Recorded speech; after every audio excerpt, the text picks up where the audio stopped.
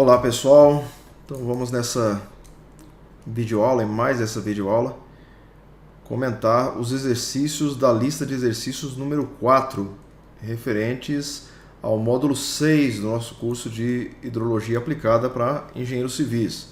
Tá? São poucos exercícios e a gente vai fazer um comentário detalhado sobre cada um deles. Bora lá!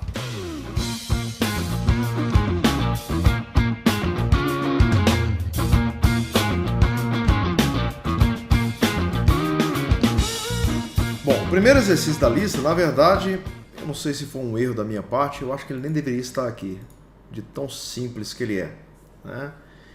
E, para falar a verdade, parece que ele fica um pouco deslocado da matéria de evaporação e evapotranspiração, que é o nosso foco aqui, né? O módulo 6 do nosso curso, tá?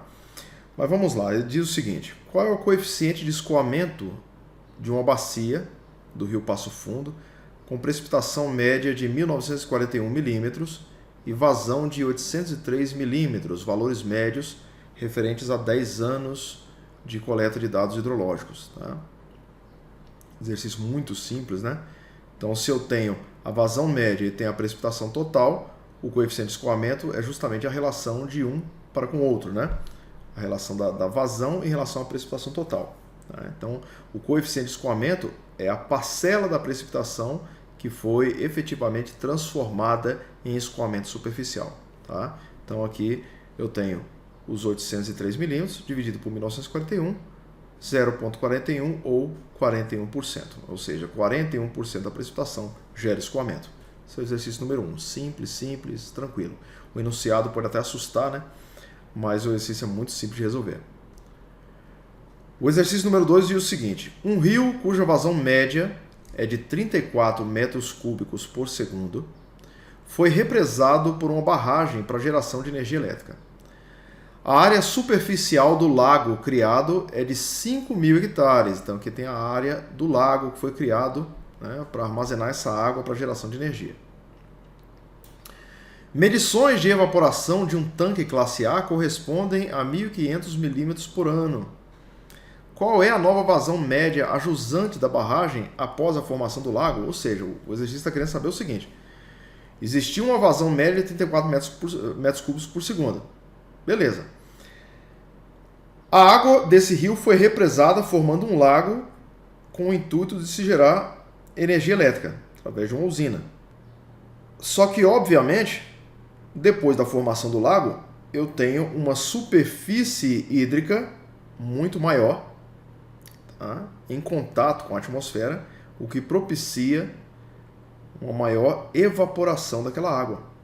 Tá? Quanto maior a área de contato da água com a atmosfera, maior vai ser a evaporação.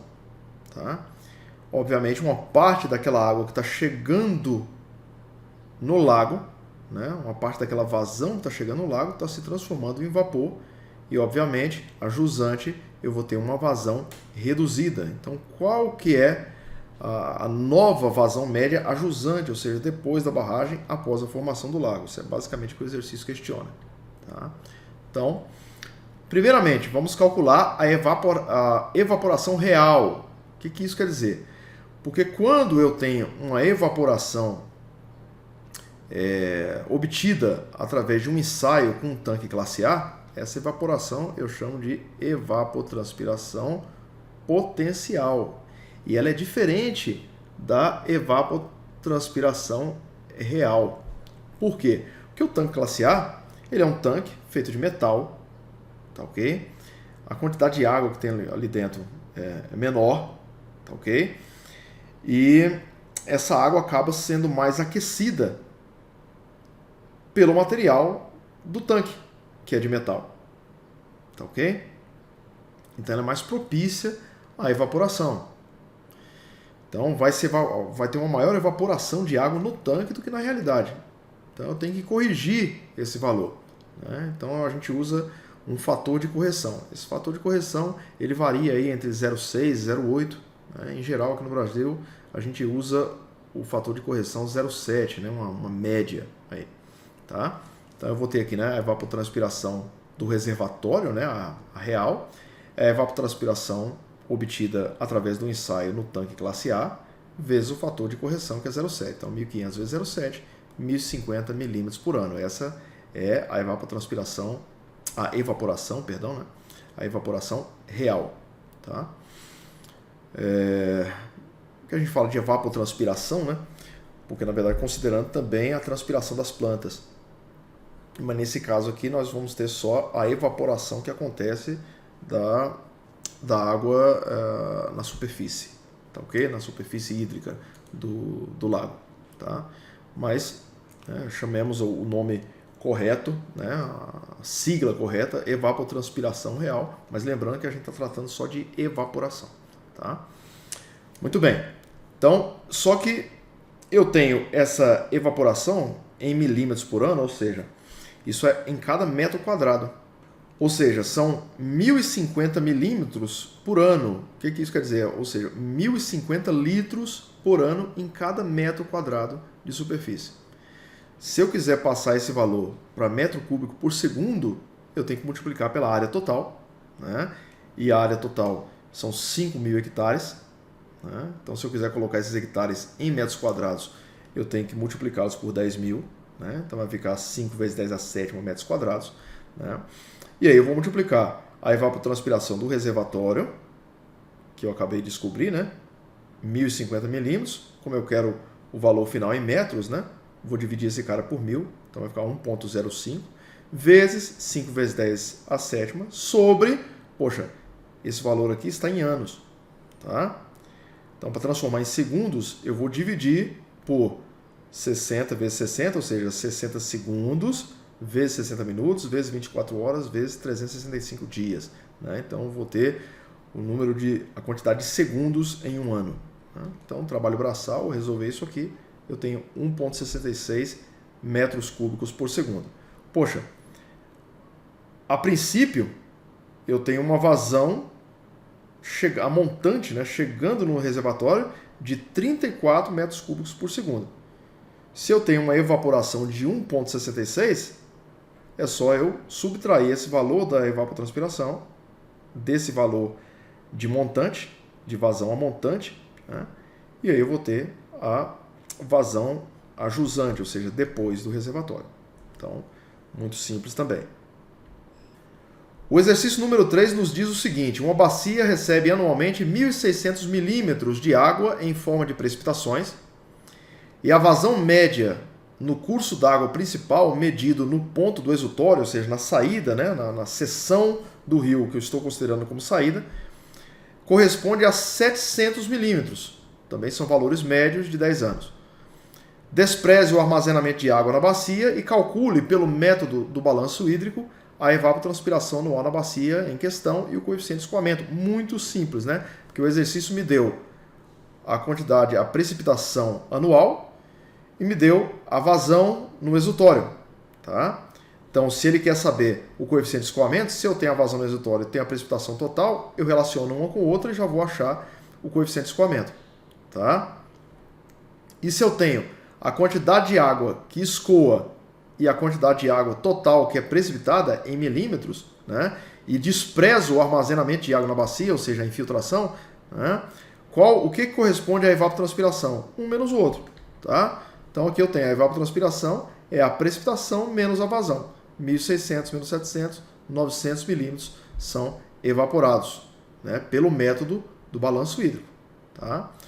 Então, e o coeficiente de escoamento é a vazão, né, no exutório em relação ao total precipitado, ou seja, 0,44 ou 44%, ou seja, 44% da precipitação gera escoamento. O exercício número 4 vai falar o seguinte para a gente: deseja-se construir um reservatório em um rio, cuja bacia possui uma área de 50 km². A área de inundação, poxa, eu quero construir um reservatório, então a área de inundação do reservatório é de 10 km². Estime qual deve ser a redução de vazão disponível na bacia. Né? Porque se eu construir um reservatório, obviamente eu vou ter mais evaporação de água.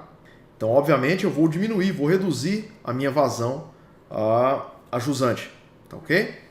Então, Considere que a evaporação potencial, olha que interessante, a evaporação potencial, quando a gente fala evaporação potencial, logo nós somos levados a pensar num tanque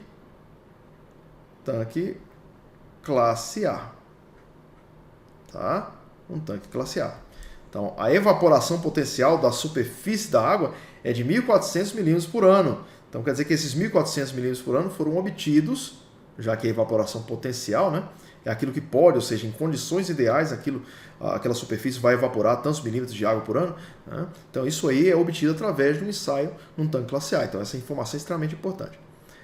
A evaporação estimada por balanço hídrico antes da construção do reservatório foi de 1.137 milímetros por ano. Percebam, antes da construção do reservatório, eu tinha só o solo nu, né? Tinha o rio passando por ali, mas a maior parte, os 50 quilômetros quadrados de bacia, né, eram todos de solo nu, né? Ou ali com uma cobertura de vegetação daquela área que o exercício não nos especifica, né? Mas de qualquer maneira, era tudo solo. Tá? Depois da construção do reservatório, parte desses 50 quilômetros quadrados, ou seja, 10 quilômetros quadrados, são referentes à superfície hídrica. Tá? E os outros 40, né, 50 menos 10, é o solo. Tá? Então ele fala o seguinte, que a evaporação estimada por balanço hídrico antes da construção do reservatório foi de 1.137 milímetros por ano. Né? E ele fala que a evaporação potencial da superfície da água é de 1.400 milímetros por ano. Ou seja, a evaporação da superfície, 1.400. A evaporação do solo nu, 1.137 milímetros por ano. Porque antes da construção do reservatório só tinha o solo nu. Né? Só tinha a superfície ali sem o reservatório, né? Os 50 km quadrados. Nessas mesmas condições, a vazão média, né, era de 1,41 metros cúbicos por segundo. Tá? A montante, né, a vazão que chega no reservatório. Tá? E a precipitação na região de 1.941 milímetros por ano. Tá? O exercício não especifica se houve alteração de precipitação após a construção do reservatório. Com certeza vai ter alguma alteração, mas o exercício não nos especifica. Então nós vamos utilizar esse valor aqui como valor de precipitação anual. Tá? Quem não tem cão, caça com gato. Então a gente vai utilizar esse valor. Então a primeira coisa que nós vamos calcular, né, o cálculo da evapotranspiração após a construção. Então lembremos, né, que após a construção eu tenho parte do terreno que é solo, né, parte da superfície que é solo e parte da superfície que é água. E cada uma tem uma evapotranspiração diferenciada. Tá? Então a minha evapotranspiração, na verdade, vai ser uma evapotranspiração média, obtida por média ponderada. Então, na verdade, eu vou ter a evapotranspiração do reservatório vezes o fator de correção. E por que isso, né? Porque essa evapotranspiração do reservatório, na verdade, é a evapotranspiração obtida pelo tanque classe A, né? O que o exercício me dá, aquele valor de 1.400 milímetros por ano, foi obtida a evapotranspiração potencial, obtida através de ensaio em tanque classe A. Então eu tenho que multiplicar por um fator de correção, que aqui no Brasil a gente usa 0,7. Né? Então 1.400 vezes o 0,7, vezes qual é a área da superfície hídrica? 10 km quadrados. Tá? Mais a evapotranspiração da bacia. Só que após a construção do reservatório, a minha bacia parte, né, 10 km são preenchidos por água. E só os 40 km restantes é que correspondem, que possuem aquela evapotranspiração de 1.137 milímetros por ano que o exercício me deu. Tá? Então esses 1.137 vão ser multiplicados pelos 40, né? 50 menos 10. E vou dividir isso aqui tudo por 40 mais 10, ou seja, 50, que é a área total da bacia. Tá? Que é o meu fator ponderador, o meu peso. Né? Então se eu estou sacando aqui da minha equação tudo que está em quilômetros quadrados, a única coisa que vai sobrar é evapotranspiração, que está em milímetros por ano. Então eu vou ter uma evapotranspiração média de 1.105,6 milímetros por ano.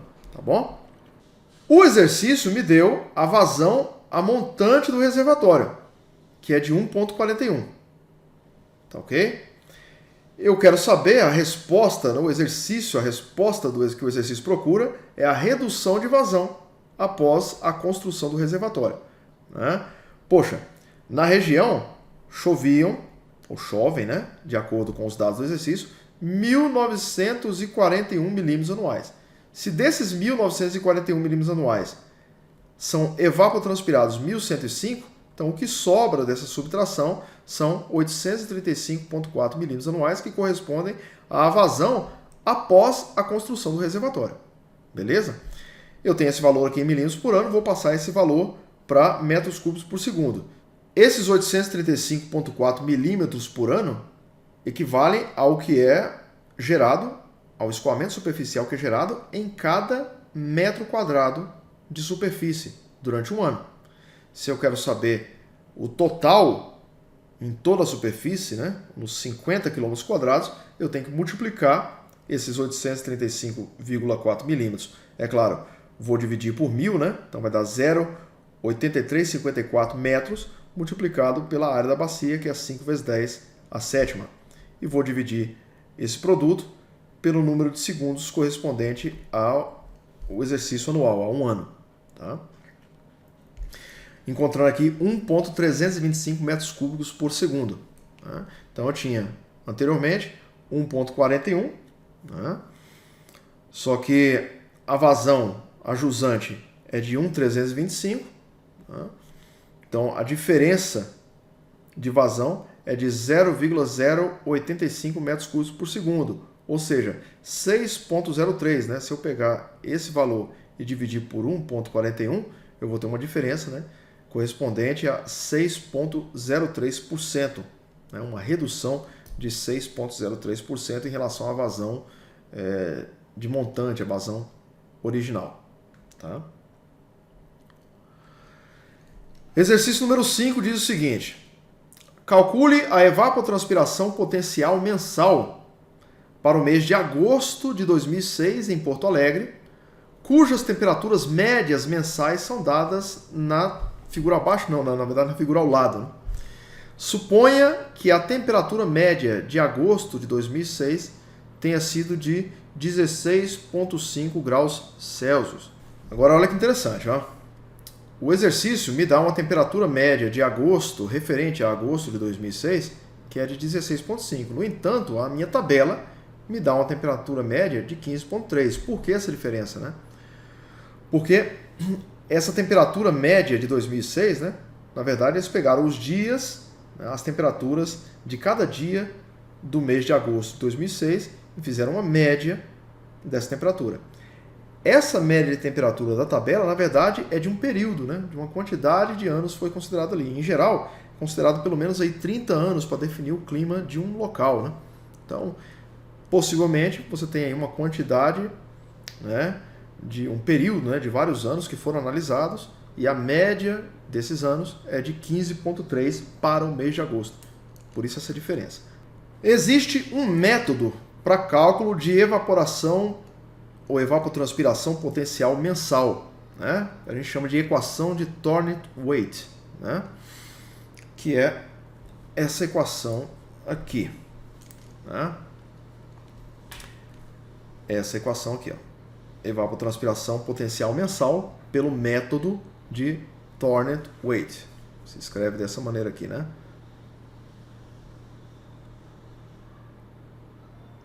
Thornton-Waite,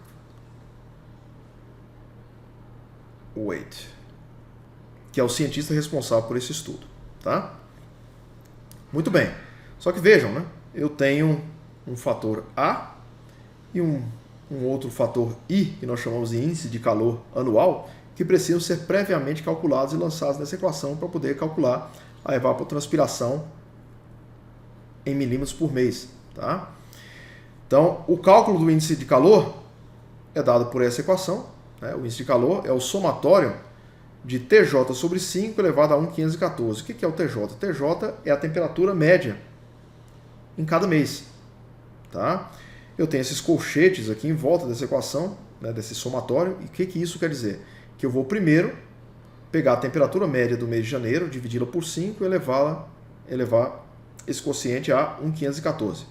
Tá? Depois eu vou pegar a temperatura média do mês de fevereiro, dividir por 5, elevar a 1,514. E vou somar todos esses resultados, tá? De 1 até 12, ou seja, de janeiro até dezembro. Então eu estou fazendo isso aqui, ó, janeiro, fevereiro, até dezembro. E eu tenho um índice de calor anual de 96 graus. De posse do índice de calor anual, que é dado em graus Celsius, e aqui deu 96 graus Celsius, eu substituo nessa equação para o cálculo do fator A, que é um parâmetro que vai depender da região, obviamente. Tá? Então, substituir aqui, né, o valor de I, 96, 96, 96, e aí trabalho braçal, vou encontrar aqui o fator A de 2,1. Poxa, tendo agora o índice de calor e o fator A, é só substituí-lo na equação e encontrar aqui 49,9 milímetros por mês, que é a evapotranspiração potencial mensal para o mês de agosto de 2006. Né? Então, evaporaram nesse mês de agosto de 2006 49,9 milímetros. E o último exercício dessa nossa lista, né? É um exercício, na verdade, ele é bem complexo, bem grande, né? Ele tem muito cálculo, mas é a simples aplicação de fórmula, tá? Simples aplicação de equações. Alguns dos valores o próprio exercício já me dá, então não vou precisar ir atrás deles, né? Eu não vou precisar calculá-los, tá? O que facilita um pouco a nossa vida. Tá? E o exercício é um exercício de aplicação da chamada equação de Penman-Monteith. Tá? Então ele fala o seguinte: utiliza a equação de Penman-Monteith para calcular a evapotranspiração diária, ou seja, em milímetros por dia, né, de uma floresta na região sul do Brasil. Considere que nesse dia o fluxo de calor para o solo foi desprezível, e esse fluxo de calor para o solo, a gente vai ver mais na frente, que ele corresponde à variável G. Tá? Que esse G vai ser igual a 0. Tá bom? Mas vamos em frente. Então considere que nesse dia o fluxo de calor para o solo foi desprezível e utilize os valores das variáveis dadas na tabela ao lado. Então eu tenho aqui a radiação na superfície, que é o S-sup, que é de 16,94 megajoules por metro quadrado dia. Tem a temperatura do ar, que eu vou reconhecer como T maiúsculo, que é de 25 graus. Tem a umidade relativa do ar, que é eu reconheço por UR, que é de 80%. Tem a pressão atmosférica, que é de 100 kPa, né, um valor arredondado aí, né? A altura da vegetação, que é de 8 metros. O albedo, que é um índice de refletância, né? Ou seja, 3% da luz solar que atinge aquela superfície, 13% é refletida. Tá ok? Então tem um albedo de 0,13. Tem a velocidade do vento, que é de 1 metro por segundo a 10 metros de altura, que eu vou reconhecê-la, né, por velocidade média a 10 metros, na minha equação, né, eu vou reconhecê-la de jeito aqui, o UM10. Né? A resistência superficial, que eu vou chamar de RS, tá, que é de 60 segundos por metro. E o calor específico do ar úmido, que eu vou reconhecer por CP, tá, okay? Que é de 1013 joules por quilograma grau Celsius. Então veja bem, a equação de Penman-Monteith é essa. Então eu tenho inúmeras variáveis, tá? Então eu tenho aqui, esse delta é a minha taxa de variação da pressão de saturação do vapor, tá? O meu RL é a minha radiação líquida na superfície, em megajoule por metro quadrado segundo. Tá? O G é o fluxo de energia para o solo, que na verdade o exercício já me falou que é 0. Tá? O ρA é a massa específica do ar, e o ρW, né, é a massa específica da água, que a 25 graus Celsius vai ser cerca de 1.000 kg por metro cúbico. Tá, ok? Eu tenho aqui o calor específico do ar, tá, ok? Que o exercício já me deu. Tenho aqui a pressão de saturação do vapor, a pressão real de vapor de água no ar e a resistência aerodinâmica, que são 3 variáveis que o exercício não me forneceu. Tá, ok? Tenho aqui novamente o meu delta. Tenho a minha constante psicrométrica, que é de 0,66, era constante, né, como o próprio nome já diz. E tenho aqui também a resistência aerodinâmica, que já aparece aqui em cima, eu tenho que calcular previamente, e a resistência superficial, né, que o exercício já me deu. Então tenho inúmeras variáveis, algumas que estão em verde, né, que o exercício já me forneceu, e as que estão em vermelho eu tenho que calcular. Então a primeira coisa que eu vou fazer, eu vou calcular a pressão de saturação do vapor. Pressão de saturação do vapor, ES, né, é igual a 0,6108 vezes E elevado a 17,27 T sobre 237,3 mais T. Esse T é a temperatura do ar, que o exercício me deu, que é 25. Então, substituo aqui, achei a pressão de saturação do vapor, que é 3,17 kPa. Tá? O cálculo da pressão real de vapor de água, ou seja, o ED, depende do ES, que eu já calculei, e depende da umidade relativa do ar, que é de 80% que o exercício me forneceu. Então, 3,17 vezes 80 sobre 100, 2,536 também kPa. Então, de posse dessas duas, né, principalmente de posse do ES, né, eu já posso calcular a taxa de variação da pressão de saturação do vapor, que é o meu delta, cuja fórmula é essa aqui, ó, 4.098 ES sobre 237,3 mais T elevado ao quadrado. Então, substituo 25, substituo 3,17 que eu acabei de encontrar. Vou encontrar aqui um delta de 0,19 kPa por grau Celsius. Agora eu vou calcular a radiação líquida na superfície. Né? O que é a radiação líquida na superfície? É aquilo que sobrou. Né? Porque uma parte da radiação ela vai ser refletida. Tá? Então, o que sobrou é que vai realmente, efetivamente, chegar na superfície. Por isso a gente chama radiação líquida na superfície. Então, eu tenho que pegar a radiação que atinge a superfície, que o exercício já me deu, em megajoule por metro quadrado dia, né, que é esse 16,94 aqui, tá? E vou calcular a radiação líquida. Só que radiação líquida é dada em megajoule por metro quadrado segundo. Então, eu vou ter que transformar esses dias aqui em segundos, né? Vou dividir esse valor pelo número de segundos de um dia. Então, 24 vezes 60 vezes 60. Tá bom? Então, vou pegar aqui, né? Radiação líquida é a radiação que atinge a superfície, dividido pela quantidade de segundos no dia, que multiplica 1 menos 0,13, que é o albedo, né? A quantidade de radiação que é refletida pela superfície. Então, eu vou ter a radiação líquida 1,71 vezes 10 a menos 4 megajoule por metro quadrado segundo. Tá? Mais uma coisa que eu vou precisar, né? A massa específica do ar. Porque o exercício ele me fala que a temperatura do ar é 25 graus Celsius. Nessa temperatura, o ρ da água vai ser 1.000 kg por metro cúbico.